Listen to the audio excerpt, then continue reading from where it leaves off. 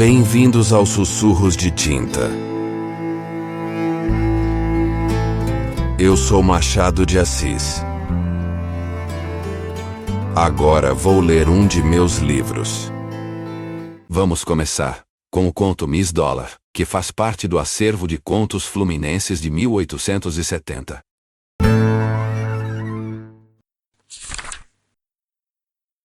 Capítulo 1.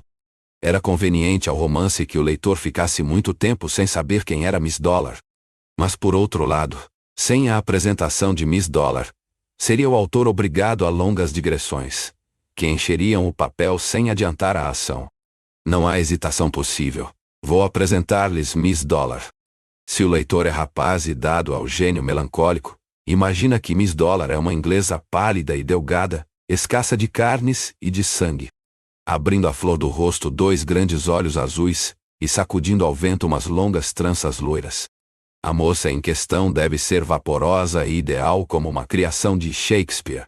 Deve ser o contraste do roast beef britânico, com que se alimenta a liberdade do Reino Unido.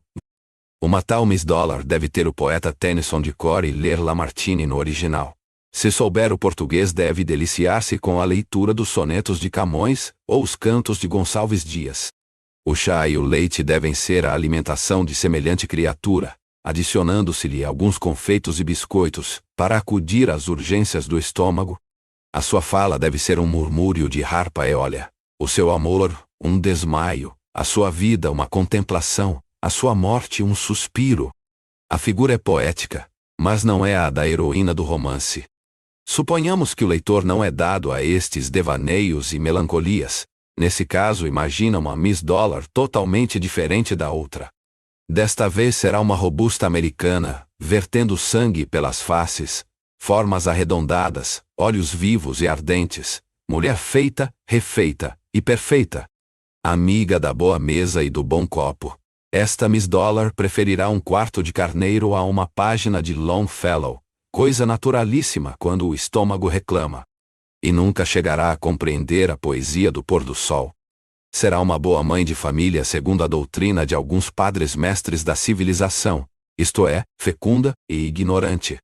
Já não será do mesmo sentir o leitor que tiver passado a segunda mocidade, e vir diante de si uma velhice sem recurso.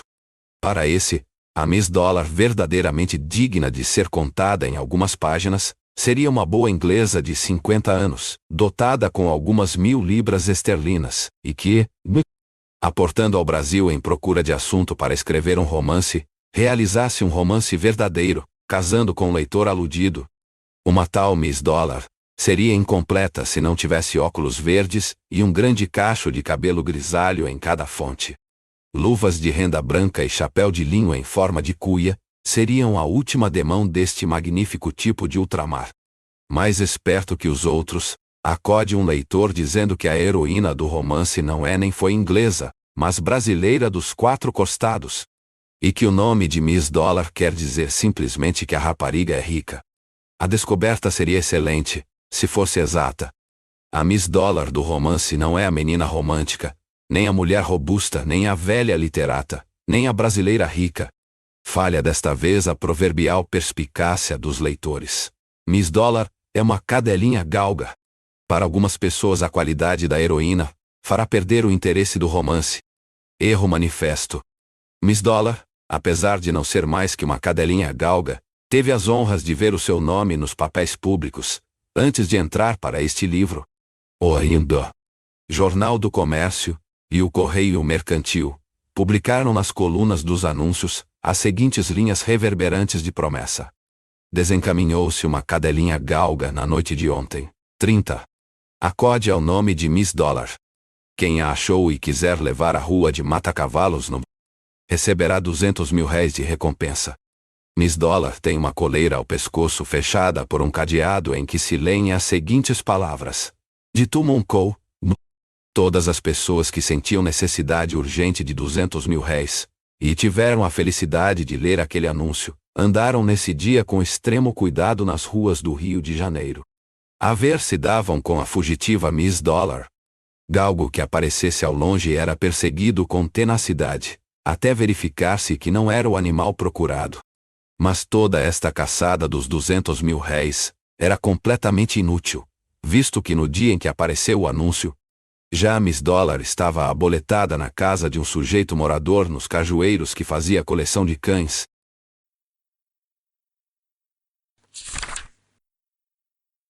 Capítulo 2. Quais as razões que induziram o Dr. Mendonça a fazer coleção de cães? É coisa que ninguém podia dizer. Uns queriam que fosse simplesmente paixão por esse símbolo da fidelidade ou do servilismo. Outros pensavam antes que, cheio de profundo desgosto pelos homens. Mendonça achou que era de boa guerra adorar os cães. Fossem quais fossem as razões, o certo é que ninguém possuía mais bonita e variada coleção do que ele. Tinha-os de todas as raças, tamanhos e cores. Cuidava deles como se fossem seus filhos. Se algum lhe morria, ficava melancólico. Quase se pode dizer que no espírito de Mendonça, o cão pesava tanto como o amor. Segundo uma expressão célebre, tirai do mundo o cão, e o mundo será um ermo. O leitor superficial conclui daqui que o nosso Mendonça era um homem excêntrico. Não era. Mendonça era um homem como os outros. Gostava de cães como outros gostam de flores. Os cães eram as suas rosas e violetas. Cultivava-os com o mesmíssimo esmero. De flores gostava também, mas gostava delas nas plantas em que nasciam. Cortar um jasmim ou prender um canário parecia-lhe idêntico a tentado. Era o Dr. Mendonça, homem de seus 34 anos, bem apessoado, maneiras francas e distintas. Tinha se formado em medicina e tratou algum tempo de doentes. A clínica estava já adiantada quando sobreveio uma epidemia na capital. O Dr. Mendonça inventou um elixir contra a doença, e tão excelente era o elixir, que o autor ganhou um bom par de contos de réis. Agora exercia a medicina como amador. Tinha quanto bastava para si e a família. A família compunha-se dos animais citados acima. Na memorável noite em que se desencaminhou Miss Dollar, voltava Mendonça para casa, quando teve a ventura de encontrar a fugitiva no rocio. A cadelinha entrou a acompanhá-lo, e ele, notando que era animal sem dono visível, levou-a consigo para os Cajueiros. Apenas entrou em casa, examinou cuidadosamente a cadelinha. Miss Dollar era realmente um mimo. Tinha as formas delgadas e graciosas da sua fidalga raça. Os olhos castanhos e aveludados pareciam exprimir a mais completa felicidade deste mundo. Tão alegres e serenos eram. Mendonça contemplou-a e examinou minuciosamente. Leu o dístico do cadeado que fechava a coleira, e convenceu-se finalmente de que a cadelinha era animal de grande estimação da parte de quem quer que fosse dono dela. Se não aparecer o dono, fica comigo, disse ele, entregando Miss Dollar ao moleque encarregado dos cães. Tratou o moleque de dar comida a Miss Dollar, enquanto Mendonça planeava um bom futuro à nova hóspede, cuja família devia perpetuar-se na casa. O plano de Mendonça durou o que duram os sonhos, o espaço de uma noite. No dia seguinte, lendo os jornais, viu o anúncio transcrito acima, prometendo 200.000 réis a quem entregasse a cadelinha fugitiva. A sua paixão pelos cães deu-lhe a medida da dor que devia sofrer o dono ou dona de Miss Dollar, visto que chegava a oferecer 200.000 réis de gratificação a quem apresentasse a galga. Consequentemente resolveu restituí-la, com bastante mágoa do coração. Chegou a hesitar por alguns instantes, mas afinal venceram os sentimentos de probidade e compaixão, que eram o apanágio daquela alma. E, como se lhe custasse despedir-se do animal, ainda recente na casa, dispôs-se a levá-lo ele mesmo. E para esse fim preparou-se. Almoçou, e depois de averiguar bem se Miss Dollar havia feito a mesma operação, saíram ambos de casa com direção a Mata-Cavalos. Naquele tempo ainda o barão do Amazonas não tinha salvo a independência das repúblicas platinas, mediante a vitória de Riachuelo, nome com que depois a Câmara Municipal crismou a Rua de Mata-Cavalos. Vigorava, portanto, o nome tradicional da rua, que não queria dizer coisa nenhuma de jeito.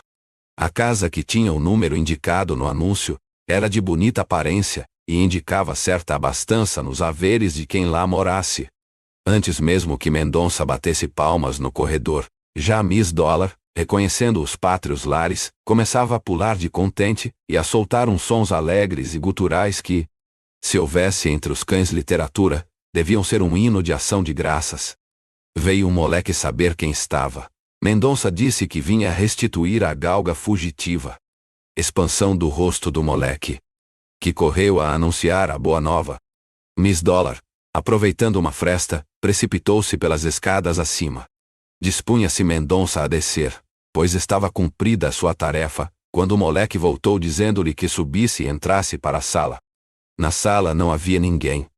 Algumas pessoas que têm salas elegantemente dispostas costumam deixar tempo de serem estas admiradas pelas visitas, antes de as virem cumprimentar. É possível que esse fosse o costume dos donos daquela casa, mas desta vez não se cuidou em semelhante coisa. Porque mal o médico entrou pela porta do corredor, surgiu de outra interior uma velha com Miss Dollar nos braços e alegria no rosto. Queira ter a bondade de sentar-se, disse ela designando uma cadeira a Mendonça. A minha demora é pequena, disse o médico sentando-se. Vim trazer-lhe a cadelinha que está comigo desde ontem. Não imagina que desassossego causou cá em casa a ausência de Miss Dollar. Imagino, minha senhora. Eu também sou apreciador de cães. E se me faltasse um, sentiria profundamente. A sua Miss Dollar. Perdão, interrompeu a velha. Minha não, Miss Dollar não é minha, é de minha sobrinha. Ah! Ela aí vem. Mendonça levantou-se justamente quando entrava na sala a sobrinha em questão. Era uma moça que representava 28 anos, no pleno desenvolvimento da sua beleza, uma dessas mulheres que anunciam velhice tardia e imponente. O vestido de seda escura dava singular realce à cor imensamente branca da sua pele. Era roçagante o vestido, o que lhe aumentava a majestade do porte e da estatura. O corpinho do vestido cobria-lhe todo o colo, mas adivinhava-se por baixo da seda um belo tronco de mármore modelado por escultor divino. Os cabelos castanhos e naturalmente ondeados estavam penteados com essa simplicidade caseira, que é a melhor de todas as modas conhecidas. Ornavam-lhe graciosamente a fronte como uma coroa doada pela natureza. A extrema brancura da pele não tinha o menor tom cor-de-rosa que lhe fizesse harmonia e contraste. A boca era pequena e tinha uma certa expressão imperiosa. Mas a grande distinção daquele rosto, aquilo que mais prendia os olhos, eram os olhos. Imaginem duas esmeraldas nadando em leite. Mendonça nunca vira olhos verdes em toda a sua vida. Disseram-lhe que existiam olhos verdes. Ele sabia de cor uns versos célebres de Gonçalves Dias. Mas até então, os olhos verdes eram para ele a mesma coisa que a fênix dos antigos. Um dia, conversando com uns amigos a propósito disto, afirmava que se alguma vez encontrasse um par de olhos verdes, fugiria deles com terror. Por quê? Perguntou-lhe um dos circunstantes admirado. A cor verde é a cor do mar, respondeu Mendonça. Evito as tempestades de um, evitarei as tempestades dos outros. Eu deixo ao critério do leitor esta singularidade de Mendonça, que de mais a mais é preciosa, no sentido de Molière.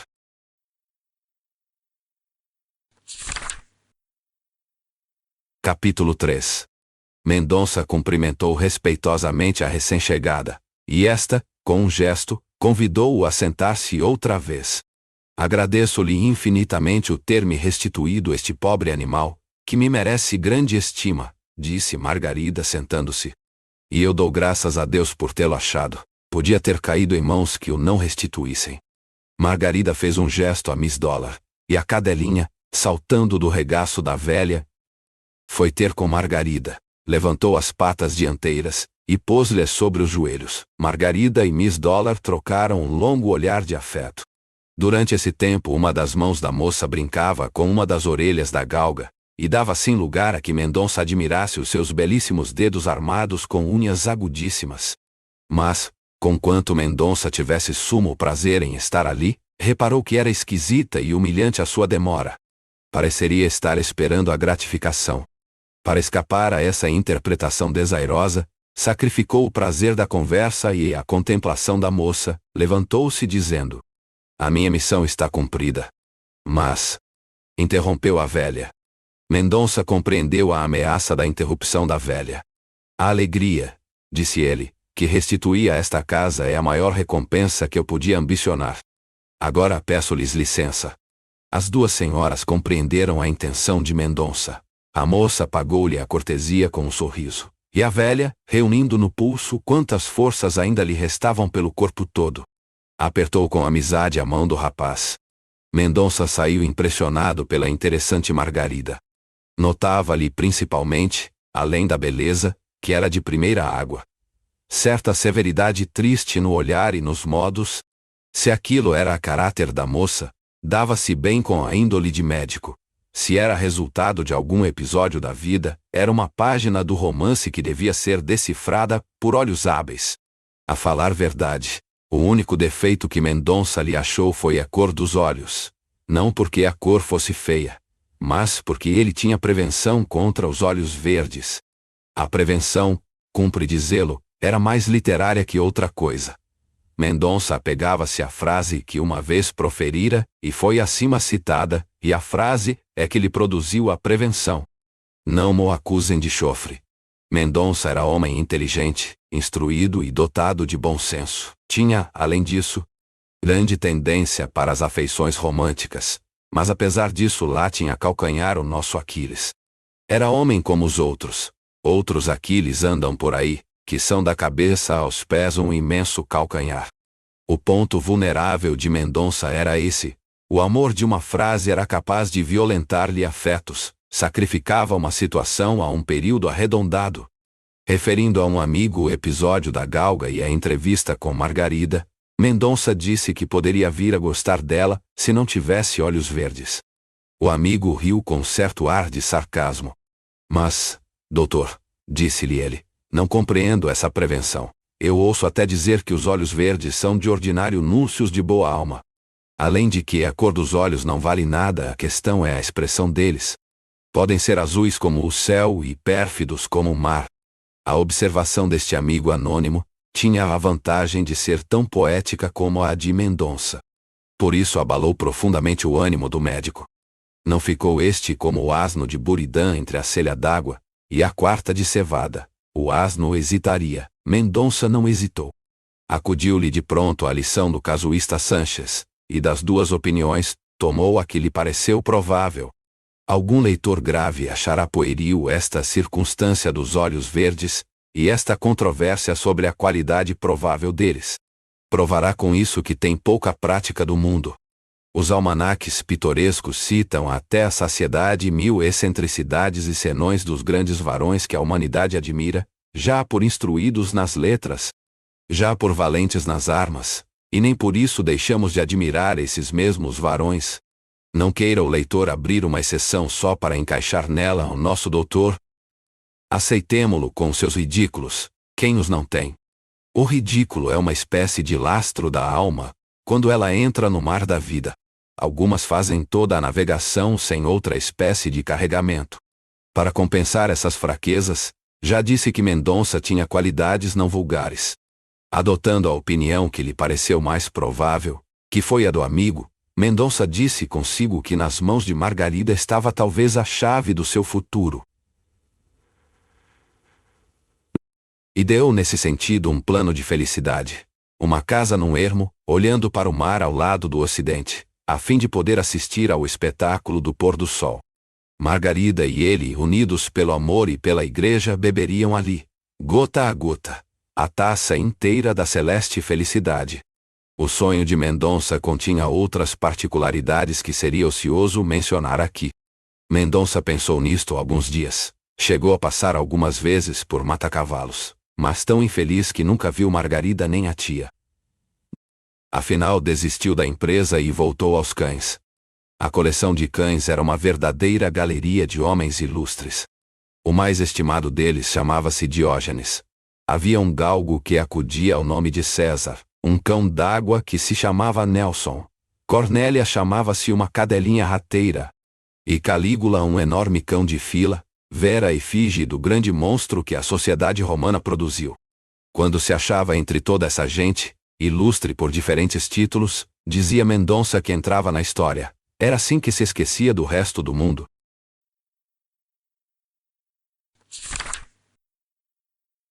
Capítulo 4. Achava-se Mendonça uma vez à porta do Carceller. onde acabava de tomar sorvete em companhia de um indivíduo, amigo dele, quando viu passar um carro. E dentro do carro duas senhoras que lhe pareceram as senhoras de mata-cavalos. Mendonça fez um movimento de espanto que não escapou ao amigo. Que foi? Perguntou-lhe este. Nada, pareceu-me conhecer aquelas senhoras. Viste-as, Andrade? Não. O carro entrara na rua do ouvidor. Os dois subiram pela mesma rua. Logo acima da rua da quitanda, parara o carro à porta de uma loja, e as senhoras apearam-se e entraram. Mendonça não as viu sair, mas viu o carro e suspeitou que fosse o mesmo. Apressou o passo sem dizer nada a Andrade, que fez o mesmo, movido por essa natural curiosidade que sente um homem quando percebe algum segredo oculto. Poucos instantes depois estavam à porta da loja. Mendonça verificou que eram as duas senhoras de mata-cavalos. Entrou afoito, com ar de quem ia comprar alguma coisa, e aproximou-se das senhoras. A primeira que o conheceu foi a tia. Mendonça cumprimentou-as respeitosamente. Elas receberam o cumprimento com afabilidade. Ao pé de Margarida estava Miss Dollar, que por esse admirável faro que a natureza concedeu aos cães e aos cortesãos da fortuna, deu 2 saltos de alegria apenas viu Mendonça, chegando a tocar-lhe o estômago com as patas dianteiras. Parece que Miss Dollar ficou com boas recordações suas, disse Dona Antônia. Assim se chamava a tia de Margarida. Creio que sim, respondeu Mendonça brincando com a galga e olhando para Margarida. Justamente nesse momento entrou Andrade. Só agora as reconheci, disse ele dirigindo-se às senhoras. Andrade apertou a mão das duas senhoras, ou antes apertou a mão de Antônia e os dedos de Margarida. Mendonça não contava com este incidente, e alegrou-se com ele por ter à mão o meio de tornar íntimas as relações superficiais que tinha com a família. Seria bom, disse ele a Andrade, que me apresentasses a estas senhoras. Pois não as conheces? Perguntou Andrade estupefato.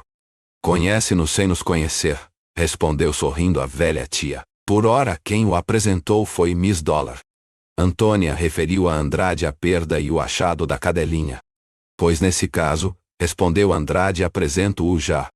Feita a apresentação oficial, o caixeiro trouxe a Margarida os objetos que ela havia comprado, e as duas senhoras despediram-se dos rapazes pedindo-lhes que as fossem ver.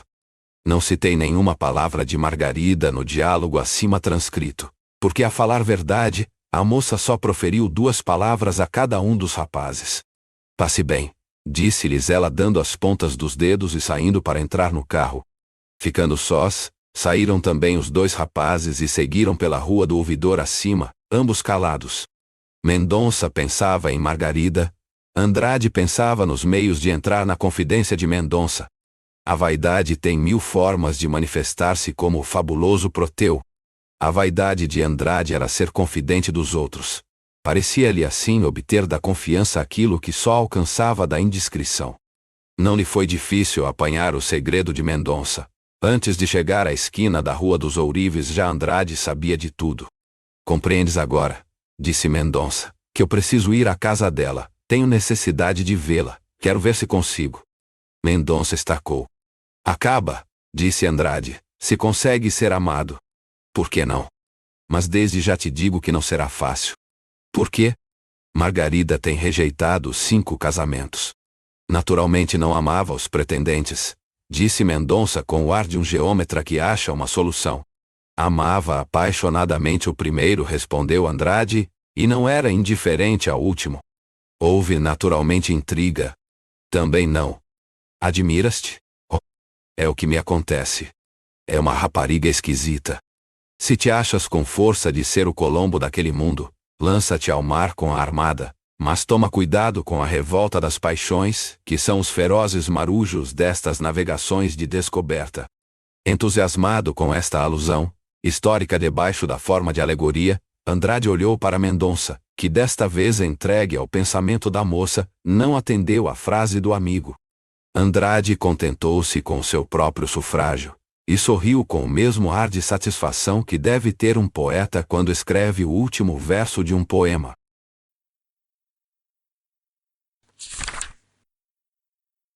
Capítulo 5. Dias depois, Andrade e Mendonça foram à casa de Margarida, e lá passaram meia hora em conversa cerimoniosa. As visitas repetiram-se. Eram, porém, mais frequentes da parte de Mendonça que de Andrade. Dona Antônia mostrou-se mais familiar que Margarida. Só depois de algum tempo Margarida desceu do Olimpo do silêncio em que habitualmente se encerrara. Era difícil deixar de fazer. Mendonça, conquanto não fosse dado à convivência das salas, era um cavalheiro próprio para entreter duas senhoras que pareciam mortalmente aborrecidas.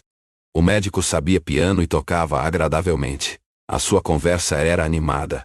Sabia esses mil nadas que entretêm geralmente as senhoras quando elas não gostam ou não podem entrar no terreno elevado da arte, da história e da filosofia. Não foi difícil ao rapaz estabelecer intimidade com a família. Posteriormente às primeiras visitas, soube Mendonça, por via de Andrade, que Margarida é viúva. Mendonça não reprimiu o gesto de espanto. Mas tu falaste de um modo que parecias tratar de uma solteira, disse ele ao amigo. É verdade que não me expliquei bem. Os casamentos recusados foram todos propostos depois da viuvez. Há que tempo está viúva? Como assim? Há 3 anos. Tudo se explica, disse Mendonça depois de algum silêncio. Quer ficar fiel à sepultura, é uma Artemisa do século. Andrade era cético a respeito de Artemisas. Sorriu à observação do amigo, e como este insistisse replicou. Mas se eu já te disse que ela amava apaixonadamente o primeiro pretendente, e não era indiferente ao último. Então, não compreendo. Nem eu. Mendonça desde esse momento tratou de cortejar assiduamente a viúva. Margarida recebeu os primeiros olhares de Mendonça com um ar de tão supremo desdém, que o rapaz esteve quase a abandonar a empresa, mas, a viúva, ao mesmo tempo que parecia recusar amor, não lhe recusava estima. E tratava-o com a maior meiguice deste mundo sempre que ele a olhava como toda a gente. Amor repelido é amor multiplicado. Cada repulsa de Margarida aumentava a paixão de Mendonça. Nem já lhe mereciam atenção o feroz Calígula, nem o elegante Júlio César. Os 2 escravos de Mendonça começaram a notar a profunda diferença que havia entre os hábitos de hoje e os de outro tempo. Supuseram logo que alguma coisa o preocupava. Convenceram-se disso quando Mendonça, entrando uma vez em casa, deu com a ponta do botim no focinho de Cornélia na ocasião em que esta interessante cadelinha, mãe de 2 gracos rateiros, festejava a chegada do doutor. Andrade não foi insensível aos sofrimentos do amigo e procurou consolá-lo. Toda a consolação nestes casos é tão desejada quanto inútil.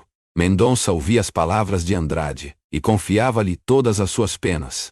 Andrade lembrou a Mendonça, um excelente meio de fazer cessar a paixão, era ausentar-se da casa. A isto respondeu, Mendonça citando La Rochefoucauld.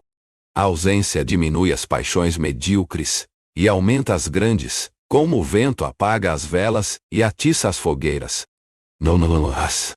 A citação teve o mérito de tapar a boca de Andrade, que acreditava tanto na Constância como nas Artemisas, mas que não queria contrariar a autoridade do moralista, nem a resolução de Mendonça.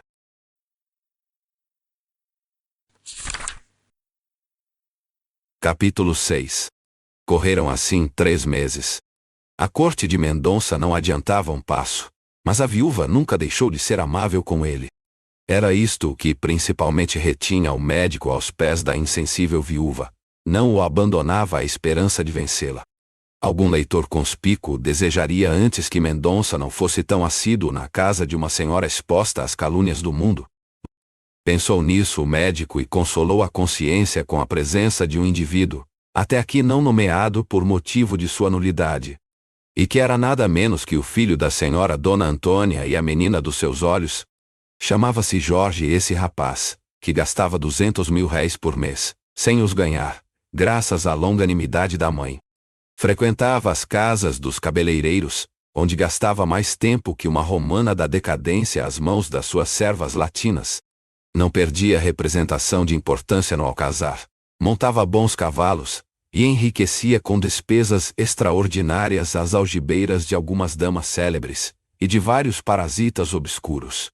Calçava luvas da letra I, e botas número 36, 2 qualidades que lançava à cara de todos os seus amigos, que não desciam do número 40 e da letra H. A presença deste gentil pimpolho achava Mendonça que salvava a situação. Mendonça queria dar esta satisfação ao mundo, isto é, a opinião dos ociosos da cidade. Mas bastaria isso para tapar a boca aos ociosos? Margarida parecia indiferente às interpretações do mundo como a assiduidade do rapaz. Seria ela tão indiferente a tudo mais neste mundo? Não.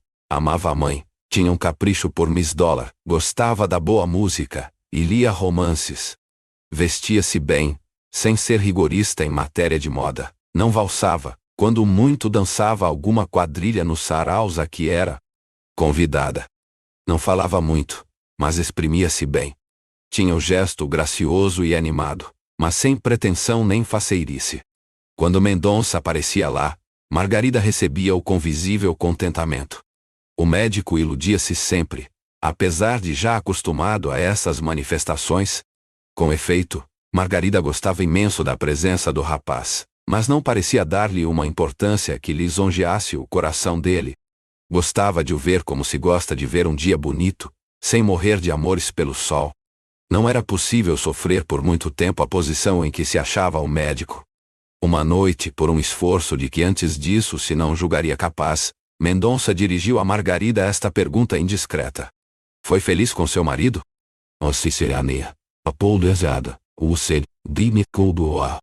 Margarida franziu a testa com espanto, e cravou os olhos nos do médico, que pareciam continuar mudamente a pergunta. Fui, disse ela no fim de alguns instantes. Mendonça não disse palavra, não contava com aquela resposta. Confiava demais na intimidade que reinava entre ambos, e queria descobrir por algum modo a causa da insensibilidade da viúva. Falhou o cálculo. Margarida tornou-se séria durante algum tempo. A chegada de Dona Antônia salvou uma situação esquerda para Mendonça. Pouco depois Margarida voltava às boas, e a conversa tornou-se animada e íntima como sempre. A chegada de Jorge levou a animação da conversa a proporções maiores. Dona Antônia, com olhos e ouvidos de mãe, achava que o filho era o rapaz mais engraçado deste mundo, mas a verdade é que não havia em toda a cristandade espírito mais frívolo. A mãe ria-se de tudo quanto o filho dizia. O filho enchia só ele a conversa, referindo anedotas e reproduzindo ditos e sestros do alcazar. Mendonça via todas essas feições do rapaz, e aturava-o com resignação evangélica. A entrada de Jorge, animando a conversa, acelerou as horas. Às 10 retirou-se o médico, acompanhado pelo filho de D. Antônia, que ia cear.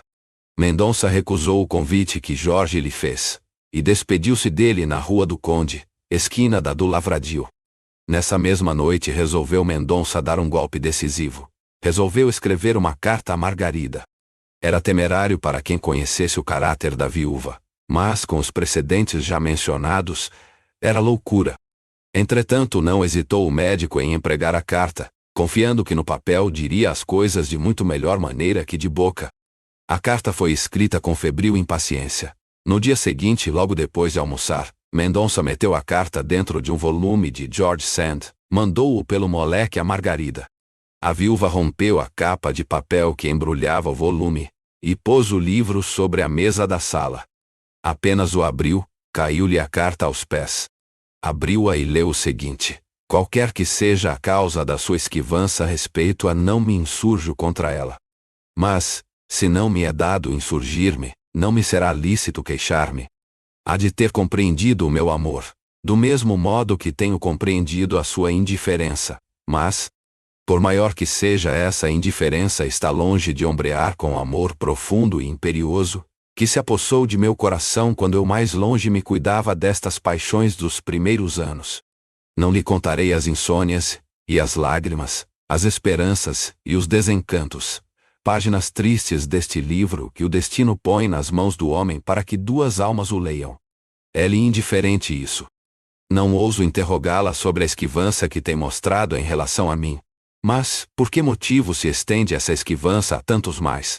Na idade das paixões férvidas, ornada pelo céu com uma beleza rara, por que motivo quer esconder-se ao mundo e defraudar a natureza e o coração de seus incontestáveis direitos? Perdoe-me a audácia da pergunta. Acho-me diante de um enigma que o meu coração desejaria decifrar. Penso às vezes que alguma grande dor a atormenta, e quisera ser o médico do seu coração. Ambicionava, confesso, restaurar-lhe alguma ilusão perdida. Parece que não há ofensa nesta ambição. Se, porém, essa esquivança denota simplesmente um sentimento de orgulho legítimo, perdoe-me se ousei escrever-lhe quando seus olhos expressamente mo proibiram. Rasgue a carta que não pode valer-lhe uma recordação, nem representar uma arma. A carta era toda de reflexão. A frase fria e medida não exprimia o fogo do sentimento. Não terá, porém, escapado ao leitor a sinceridade e a simplicidade com que Mendonça pedia uma explicação que Margarida provavelmente não podia dar. Quando Mendonça disse a Andrade haver escrito a Margarida, o amigo do médico entrou a rir despregadamente. Fiz mal? Perguntou Mendonça. Estragaste tudo. Os outros pretendentes começaram também por carta. Foi justamente a certidão de óbito do amor. Paciência, se acontecer o mesmo, disse Mendonça levantando os ombros com aparente indiferença. Mas eu desejava que não estivesse sempre a falar nos pretendentes. Eu não sou pretendente no sentido desses. Não querias casar com ela? Sem dúvida, se fosse possível, respondeu Mendonça. Pois era justamente o que os outros queriam. Casar-te-ias e entrarias na mansa posse dos bens que lhe couberam em partilha e que sobem a muito mais de 100 contos. Meu rico, se falo em pretendentes, não é por te ofender, porque um dos 4 pretendentes despedidos fui eu. Tu? É verdade, mas descansa, não fui o primeiro, nem ao menos o último. Escreveste? Deus. Como os outros. Como eles, não obtive resposta, isto é, obtive uma, devolveu-me a carta. Portanto, já que lhe escreveste, espera o resto, verás se o que te digo é ou não exato. Has perdido, Mendonça, fizeste muito mal. Andrade tinha esta feição característica de não omitir nenhuma das cores sombrias de uma situação, com o pretexto de que aos amigos se deve a verdade. Desenhado o quadro, despediu-se de Mendonça, e foi adiante. Mendonça foi para casa, onde passou a noite em claro.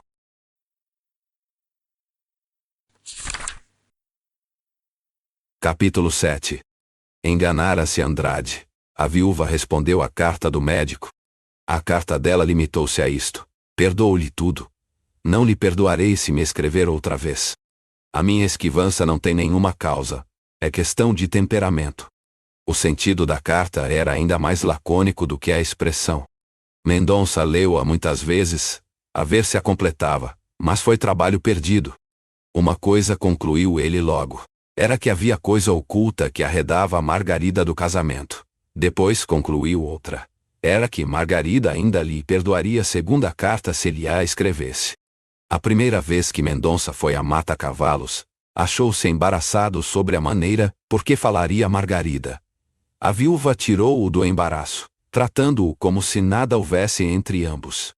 Mendonça não teve ocasião de aludir às cartas por causa da presença de Dona Antônia, mas estimou isso mesmo, porque não sabia o que lhe diria caso viessem a ficar sós os dois. Dias depois, Mendonça escreveu segunda carta à viúva e mandou-lhe pelo mesmo canal da outra. A carta foi-lhe devolvida sem resposta. Mendonça arrependeu-se de ter abusado da ordem da moça, e resolveu, de uma vez por todas, não voltar à casa de Mata-Cavalos. Nem tinha ânimo de lá aparecer, nem julgava conveniente estar junto de uma pessoa a quem amava sem esperança. Ao cabo de um mês, não tinha perdido uma partícula sequer do sentimento que nutria pela viúva. Amava-a com mesmíssimo ardor. A ausência, como ele pensara, aumentou-lhe o amor, como o vento ateia um incêndio. Debalde lia ou buscava distrair-se na vida agitada do Rio de Janeiro. Entrou a escrever um estudo sobre a teoria do ouvido, mas a pena escapava-se-lhe para o coração. E saiu escrito com uma mistura de nervos e sentimentos. Estava então na sua maior nomeada, o romance de Renan sobre a vida de Jesus. Mendonça encheu o gabinete com todos os folhetos publicados de parte a parte. E entrou a estudar profundamente o misterioso drama da Judéia. Fez quanto pôde para absorver o espírito, e esquecer a esquiva Margarida. Era-lhe impossível. Um dia de manhã apareceu-lhe em casa o filho de Dona Antônia. Traziam-no 2 motivos: perguntar-lhe por que não ia a mata-cavalos, e mostrar-lhe umas calças novas. Mendonça provou as calças, e desculpou como pôde a ausência, dizendo que andava atarefado. Jorge não era alma que compreendesse a verdade escondida por baixo de uma palavra indiferente. Vendo Mendonça, mergulhado no meio de uma chusma de livros e folhetos, perguntou-lhe se estava estudando para ser deputado. Jorge cuidava que se estudava para ser deputado. Não, respondeu Mendonça. É verdade que a prima também lá anda com livros, e não creio que pretenda ir à Câmara. Ah, sua prima? Isso é uma... Não imagina, não faz outra coisa. Fecha-se no quarto, e passa os dias inteiros a ler. Informado por Jorge, Mendonça supôs que Margarida era nada menos que uma mulher de letras. Alguma modesta poetisa, que esquecia o amor dos homens nos braços das musas. A suposição era gratuita, e filha mesmo de um espírito cego pelo amor como o de Mendonça. Há várias razões para ler muito sem ter comércio com as musas. Note que a prima nunca leu tanto. Agora é que lhe deu para isso, disse Jorge, tirando da charuteira um magnífico Havana do valor de 3 tostões, e oferecendo outro a Mendonça. Fume isto, continuou ele, fume, e diga-me se há ninguém como o Bernardo para ter charutos bons. Gastos os charutos, Jorge despediu-se do médico, levando a promessa de que este iria à casa de Dona Antônia o mais cedo que pudesse. No fim de 15 dias, Mendonça voltou a mata-cavalos. Encontrou na sala Andrade e Dona Antônia, que o receberam com aleluias. Mendonça parecia com efeito ressurgir de um túmulo. Tinha emagrecido e empalidecido. A melancolia dava-lhe ao rosto maior expressão de abatimento. Alegou trabalhos extraordinários, e entrou a conversar alegremente como dantes. Mas essa alegria, como se compreende, era toda forçada. No fim de um quarto de hora a tristeza apossou-se-lhe outra vez do rosto. Durante esse tempo Margarida não apareceu na sala. Mendonça, que até então não perguntara por ela, não sei por que razão, vendo que ela não aparecia, perguntou se estava doente. Dona Antônia respondeu-lhe que Margarida estava um pouco incomodada. O incômodo de Margarida durou uns 3 dias. Era uma simples dor de cabeça, que o primo atribuiu à aturada leitura. No fim de alguns dias mais, Dona Antônia foi surpreendida com uma lembrança de Margarida. A viúva queria ir viver na roça algum tempo. Aborrece-te a cidade? Perguntou a boa velha.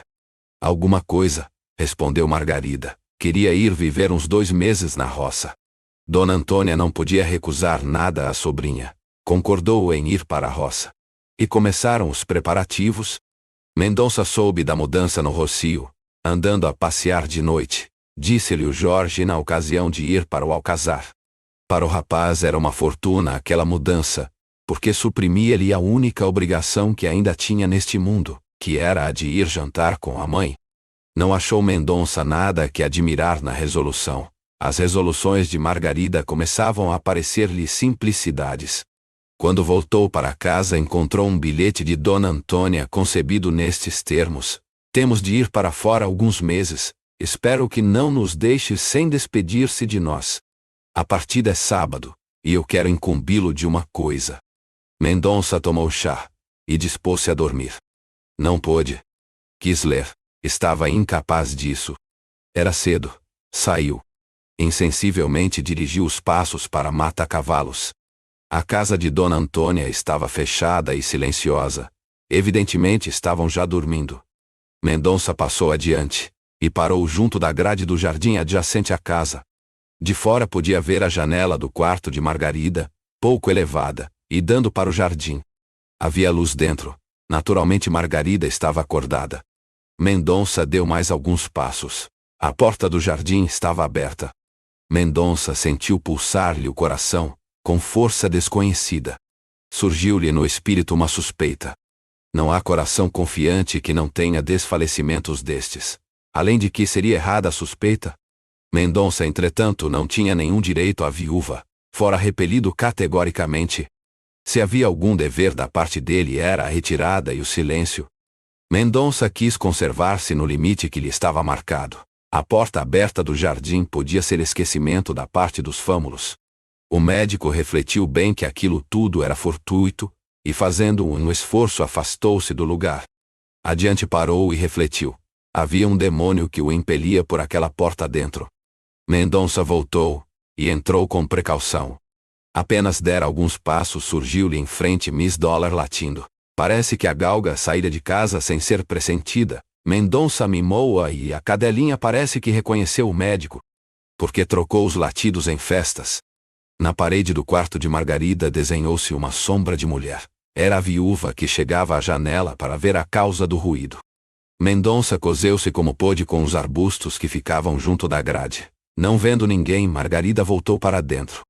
Passados alguns minutos, Mendonça saiu do lugar em que se achava e dirigiu-se para o lado da janela da viúva. Acompanhava-o Miss Dollar. Do jardim não podia olhar, ainda que fosse mais alto, para o aposento da moça. A cadelinha apenas chegou àquele ponto. Subiu ligeira uma escada de pedra que comunicava o jardim com a casa. A porta do quarto de Margarida ficava justamente no corredor que se seguia à escada. A porta estava aberta. O rapaz imitou a cadelinha. Subiu os 6 degraus de pedra vagarosamente. Quando pôs o pé no último, ouviu Miss Dollar pulando no quarto e vindo latir à porta, como que avisando a Margarida de que se aproximava um estranho. Mendonça deu mais um passo. Mas nesse momento atravessou o jardim um escravo que acudia ao latido da cadelinha. O escravo examinou o jardim, e não vendo ninguém retirou-se. Margarida foi à janela e perguntou o que era. O escravo explicou-lhe e tranquilizou-a dizendo que não havia ninguém. Justamente quando ela saía da janela aparecia à porta a figura de Mendonça. Margarida estremeceu por um abalo nervoso. Ficou mais pálida do que era. Depois, concentrando nos olhos toda a soma de indignação que pode conter um coração, perguntou-lhe com voz trêmula: Que quer aqui? O abre. Foi nesse momento, e só então, que Mendonça reconheceu toda a baixeza do seu procedimento, ou, para falar mais acertadamente, toda a alucinação do seu espírito. Pareceu-lhe ver em Margarida a figura da sua consciência, a exprobrar-lhe tamanha indignidade. O pobre rapaz não procurou desculpar-se. A sua resposta foi singela e verdadeira. Sei que cometi um ato infame, disse ele. Não tinha razão para isso. Estava louco. Agora conheço a extensão do mal. Não lhe peço que me desculpe, Dona Margarida. Não mereço perdão. Mereço desprezo. Adeus. Amancés. Compreendo, senhor, disse Margarida. Quer obrigar-me pela força do descrédito, quando me não pode obrigar pelo coração. Não é de cavalheiro. Oh, isso. Juro-lhe que não foi tal o meu pensamento. Margarida caiu numa cadeira parecendo chorar. Mendonça deu um passo para entrar, visto que até então não saíra da porta. Margarida levantou os olhos cobertos de lágrimas, e com um gesto imperioso mostrou-lhe que saísse. Mendonça obedeceu. Nem um nem outro dormiram nessa noite. Ambos curvavam-se ao peso da vergonha. Mas, por honra de Mendonça, a dele era maior que a dela, e a dor de uma não ombreava com o remorso de outro.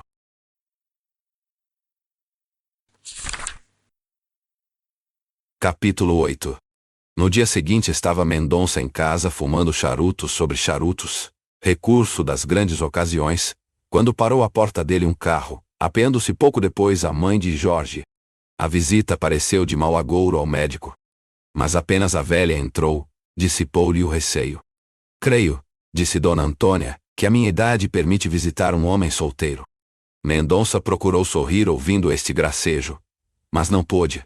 Convidou a boa senhora a sentar-se, e sentou-se ele também esperando que ela lhe explicasse a causa da visita. Escrevi-lhe ontem, disse ela, para que fosse ver-me hoje. Preferi vir cá receando que por qualquer motivo não fosse a mata-cavalos. Queria então incumbir-me. De coisa nenhuma, respondeu a velha sorrindo. Incumbir, disse-lhe eu, como diria qualquer outra coisa indiferente. Quero informá-lo. Ah, de quê? Sabe quem ficou hoje de cama? Moçada. Dona Margarida? Não. É verdade. Amanheceu um pouco doente. Diz que passou a noite mal.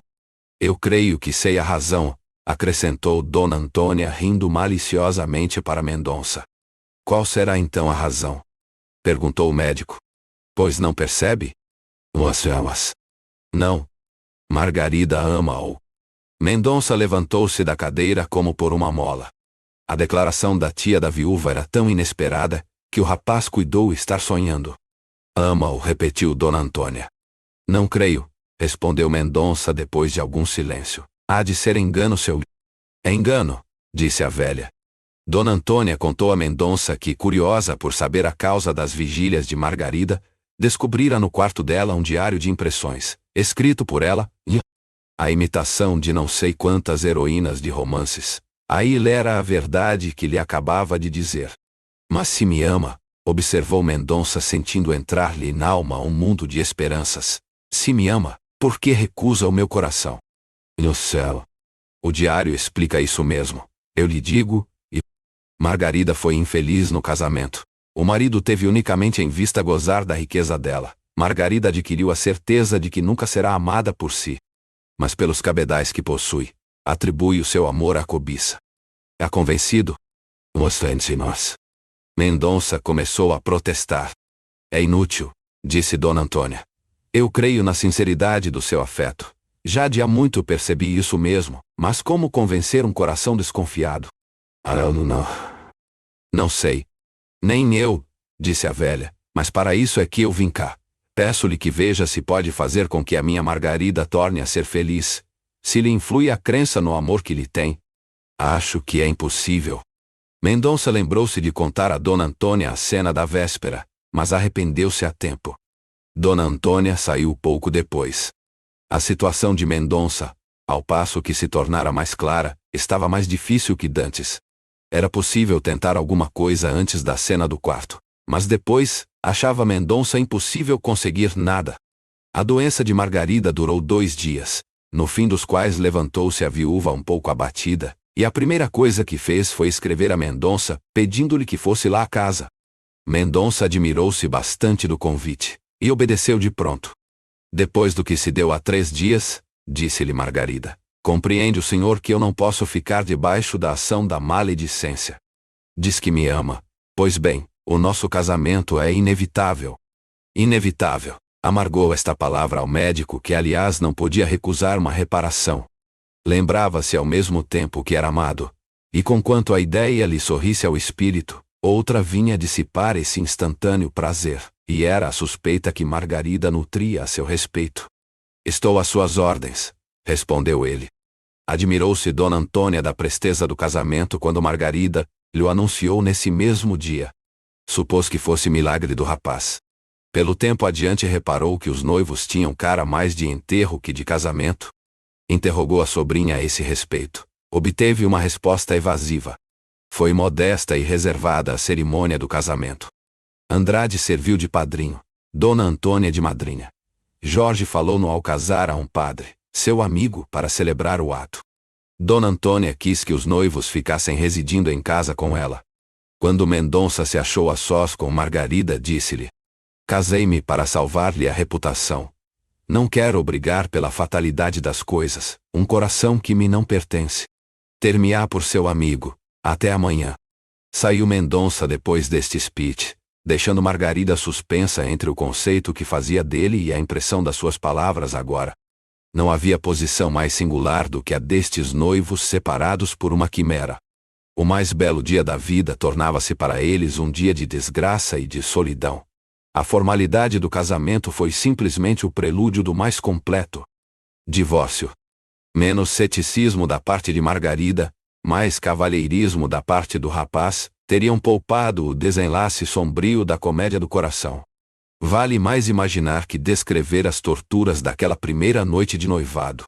Mas aquilo que o espírito do homem não vence, há de vencê-lo o tempo, a quem cabe final razão. O tempo convenceu Margarida de que a sua suspeita era gratuita, e, coincidindo com ele o coração, veio a tornar-se efetivo, o casamento apenas celebrado. Andrade ignorou estas coisas. Cada vez que encontrava Mendonça chamava-lhe Colombo do amor. Tinha Andrade a mania de todo sujeito a quem as ideias ocorrem trimestralmente. Apenas pilhada alguma de jeito, repetia-a até a saciedade. Os dois esposos são ainda noivos, e prometem sê-lo até a morte. Andrade meteu-se na diplomacia, e promete ser um dos luzeiros da nossa representação internacional. Jorge continua a ser um bom pândego. Dona Antônia prepara-se para despedir-se do mundo. Quanto a Miss Dollar, causa indireta de todos estes acontecimentos, saindo um dia à rua foi pisada por um carro. Faleceu pouco depois. Margarida não pôde reter algumas lágrimas pela nobre cadelinha. Foi o corpo enterrado na chácara, à sombra de uma laranjeira. Cobre a sepultura uma lápide com esta simples inscrição: a Miss Dollar.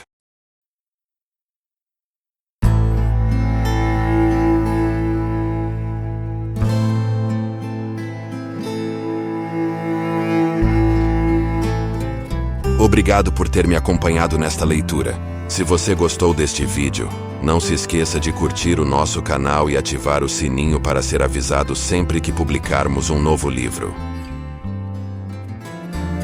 Biografia e análise da obra machadiana. Machado de Assis, cujo nome completo era Joaquim Maria Machado de Assis, nasceu na cidade do Rio de Janeiro, em 21 de junho de 1839, e faleceu no mesmo lugar em 29 de setembro de 1908, vítima de um câncer na boca. Ele é considerado o escritor mais importante da literatura brasileira. Suas obras abrangem todos os gêneros literários. Foi jornalista, poeta, cronista, dramaturgo, folhetinista, crítico literário, contista e romancista. Durante sua vida, presenciou as mudanças políticas no Brasil, quando o Império foi substituído pela República, sendo um grande relator e comentarista dos acontecimentos políticos e sociais da época. Nascido em uma família pobre no Morro do Livramento, Rio de Janeiro, teve poucas oportunidades de estudar em escolas públicas e nunca frequentou uma universidade. Sua genialidade e intelecto superior, considerados por muitos como características de um gênio, foram os fatores que o fizeram ascender socialmente. Ele assumiu diversos cargos públicos em órgãos como o Ministério da Agricultura, das Obras Públicas e do Comércio. Ainda jovem, ganhou reconhecimento publicando seus primeiros trabalhos de poesia e crônicas em jornais. Já maduro, foi um dos fundadores da Academia Brasileira de Letras, sendo seu primeiro presidente em 1897. Machado de Assis possui uma obra extensa, destacando-se especialmente seus romances. A chamada fase romântica do escritor é marcada por suas primeiras obras, de Ressurreição, 1872, a Iaiá Garcia, 1878, onde o amor romântico e os relacionamentos amorosos são temas centrais. A fase realista começa com Memórias Póstumas de Brás Cubas, 1881, e vai até Memorial de Aires, 1908, explorando os aspectos psicológicos dos personagens e oferecendo uma análise profunda e realista do ser humano, destacando suas vontades, necessidades, defeitos e qualidades. Entre o público e a crítica, são consideradas suas melhores obras Dom Casmurro e Memórias Póstumas de Brás Cubas. A crítica literária destaca a trilogia realista, composta por Memórias Póstumas de Brás Cubas, Quincas Borba e Dom Casmurro. Também se destacam alguns contos como Missa do Galo, O Espelho e O Alienista. A obra de Machado de Assis é fundamental para as escolas literárias brasileiras dos séculos XIX e XX, mantendo-se de grande interesse tanto para o público geral quanto para o acadêmico. Grandes escritores, como Drummond de Andrade, John Bart, Lima Barreto, Donald Barthelme e Olavo Bilac, foram influenciados por Machado. Atualmente, Machado de Assis é admirado, criticado e estudado em todo o mundo, sendo considerado ao lado de outros gênios da literatura, como Camões e Shakespeare. Em sua época, alcançou prestígio e fama no Brasil, mas não viveu para ver sua popularidade crescer fora do país.